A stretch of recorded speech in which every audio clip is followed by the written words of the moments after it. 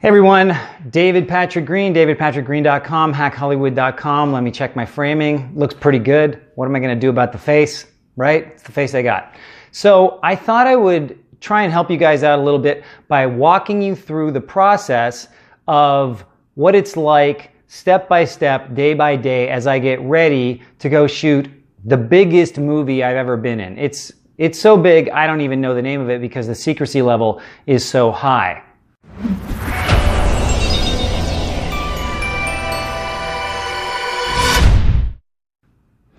So the first thing I'm doing is waking up in the morning. I still don't even know where or when I'm going, okay? All I know is I'm shooting Wednesday, Thursday, Friday, and it's Tuesday, okay?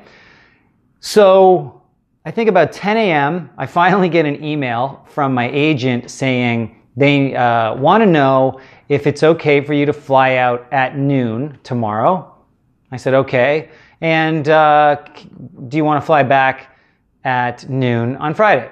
And I said, well, noon tomorrow is fine, but I think I'd like to stay a little bit longer because I'm going to be in another city, Montreal, so might as well spend a little walking around town. Like, there's nothing I like more than walking around a new place, a new city, a new town, and just see what's what and what makes it unique and different from all the others. Now, Montreal is a really unique city because they speak French and English. And I speak French, although whenever I try and speak French in Montreal, they tell me, it's okay, you can speak English. Like, am I that bad? Anyway, so I said 3 o'clock, coming back, they said, okay. Then I get another email saying we need more information. What is the name that's on the ID that you'll be traveling with? So I gave them my name that I'll be traveling on. And they said, okay. And so far nothing. And it's now almost 2 p.m. the day before I'm traveling. And I still don't have any flight confirmation information, nothing like that. I don't know what hotel I'm staying at. I don't know how I'm getting to the hotel. This is how crazy it is.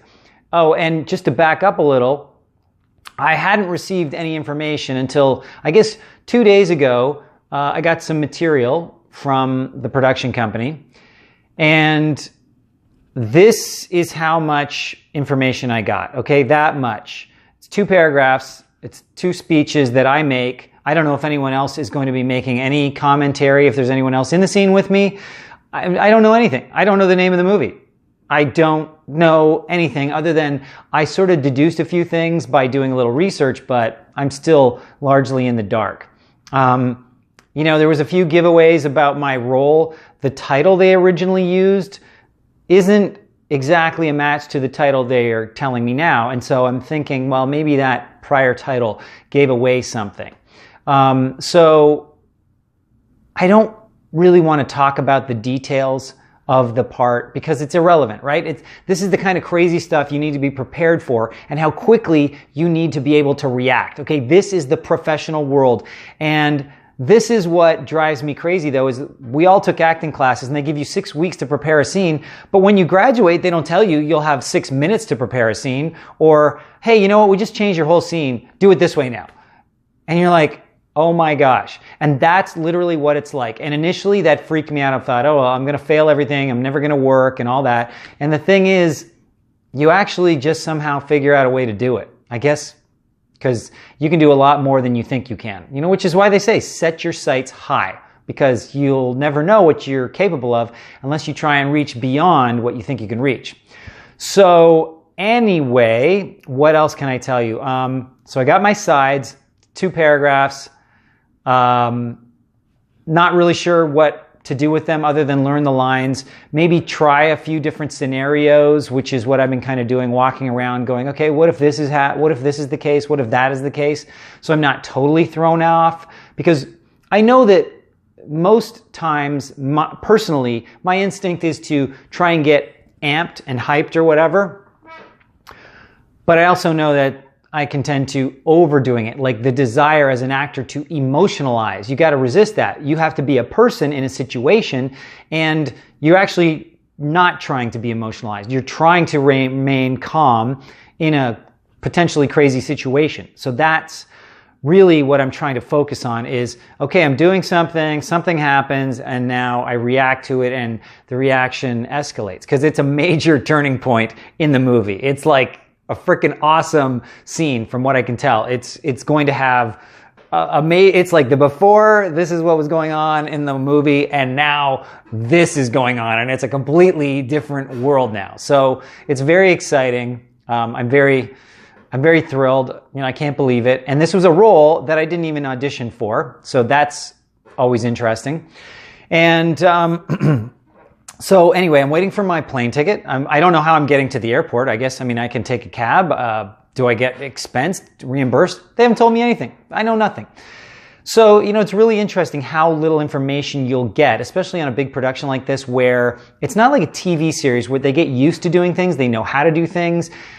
They are making it up as they go because they've never made this movie before. This is not a series, even if it is part of a, maybe it's a prequel, maybe it's a sequel, but it's probably in a different place with different characters and different plots and probably a whole different production crew and even potentially a different director. So there's really nothing that they can go back on and go, well, this is how we did it last episode.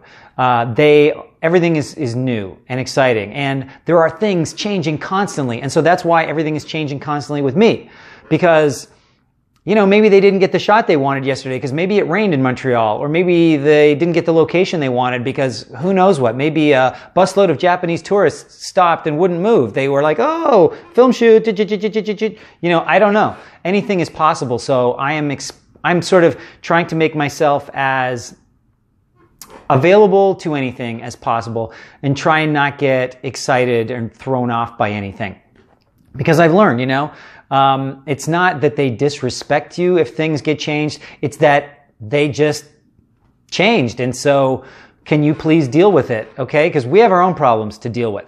So, I don't know if there's too much more. Basically, now I'm in the waiting phase and the practicing phase. And I don't want to over practice. I just want to make sure I really know my lines. So I'm walking around saying them as quickly as possible in different sort of staccato,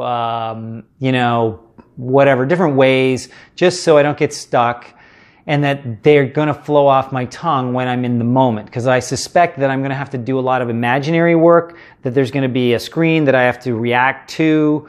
And I really don't know how it's going to be. I don't know what's going to happen.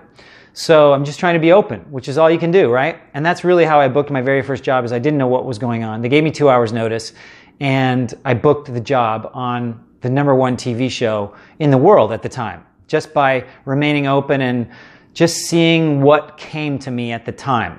So I'm in the waiting phase, the practicing phase, and what else can I tell you other than, I feel like I'm running out of time, of course. I feel like I'm short on time. Am I prepared? Am I really prepared? I don't know. So I don't want to be underprepared. And here I am making videos for you guys thinking, okay, is this how I should be dedicating my time right now or what? But anyway, I know how much I wanted this stuff when I was when I was just getting started, or when I had maybe booked something and I didn't know how to book anything else. What's the process like? So what else can I tell you other than I'm just going to basically take it, play it by ear. I'm going to get an email saying, okay, this is your flight time. Here's your flight confirmation. You're getting to the airport this way, or they're not going to tell me, and I'm just going to go, and I'm going to ask the driver or the AD, hey, can someone, recoup my cab fare? Because that's all you can do. And then when I get there, somebody's going to take me to some hotel. I'm going to check in. I don't shoot until the day after tomorrow, Wednesday, I believe. So I'll just, see what somebody tells me in the meantime. But I'm just trying to stay as open as possible. Hopefully I'll get a good night's sleep. Then I'll hopefully get a good night's sleep at the hotel. But yeah, that's just what I wanted to share with you, is like sort of the complete unknown that you face often when you book these things. And I'm not really sure it's that much different whether you're a lead actor or, you have a smaller part.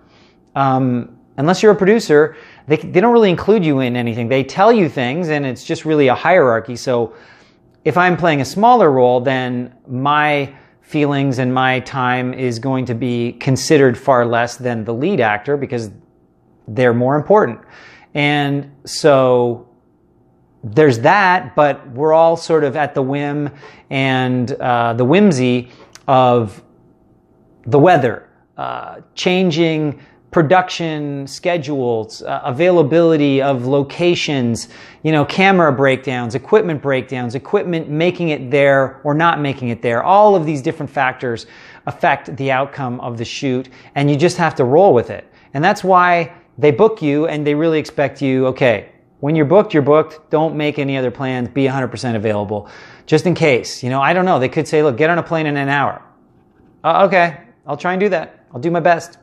So there it is, and I'll try and do another one of these tomorrow just to let you know what the travel day is like and whether I do get my cab fare back. So tune in tomorrow and see, does David get his cab fare reimbursed, and what kind of meal does he get, and how do they pay him his per diem? So far I know I get a per diem, but I actually don't even think I know what the per diem is.